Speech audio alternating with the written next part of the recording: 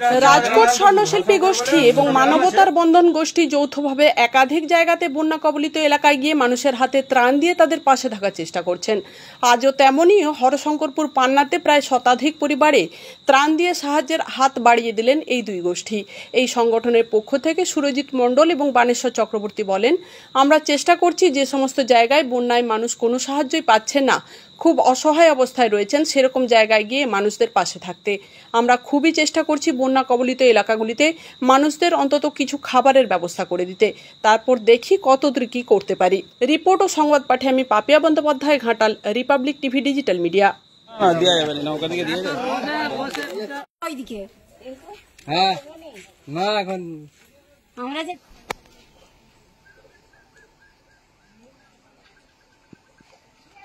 এই বাড়িটার অবস্থা খুবই খারাপ, একবারে কিছুই নাই, একটু ভিতর থেকে বসত বাড়ি যেটা, যেহেতু বন্যার জল এখানে পুরোপুরি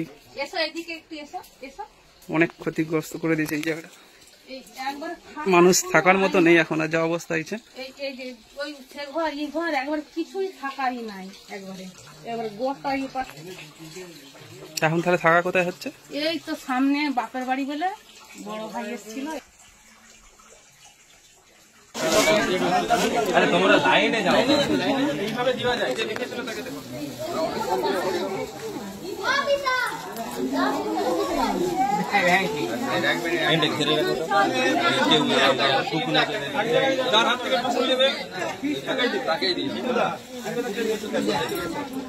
সবাই পাবেন, এইভাবে নয়। ফাঁকা ছিল একটু ঘুরে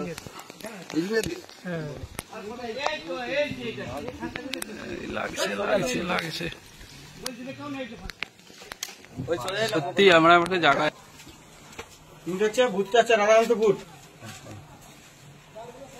ভোটার কার্ড, আধার কার্ড সব রাধাকান্তপুর। আমরা আজ মানবতার বন্ধন পক্ষ থেকে হরশঙ্করপুর গ্রাম রাধাকান্তপুর ওখানে এসে কিছু দুস্থ মানুষদের সাহায্যের হাত বাড়িয়ে দিলাম। রাজকোট স্বর্ণকার ভাইরা তাদের সাহায্যে আমরা আজ বন্যার ত্রাণ বিতরণ করলাম। মানবতা বন্ধন সংস্থাকে ধন্যবাদ জানাই। আমার এই রাধাকান্তপুর হরশঙ্কর দুটো গ্রাম মিলে ওনারা কিছু কিঞ্চিতকে বঞ্চিত করেছে, মোটামুটি কিছু যে মালপত্র দিয়েছে আমরা খুশি। চাল ছিল, বিস্কুট ছিল, তেল ছিল, ডাল, সোয়াবিন, এর আরো অনেক কিছু ছিল, তিরপলও কিছু দিয়েছে। আমরা খুব খুশি। আমরা আরো এই যে মানুষের পাশে যে দাঁড়িয়েছে আমরা খুব খুশি।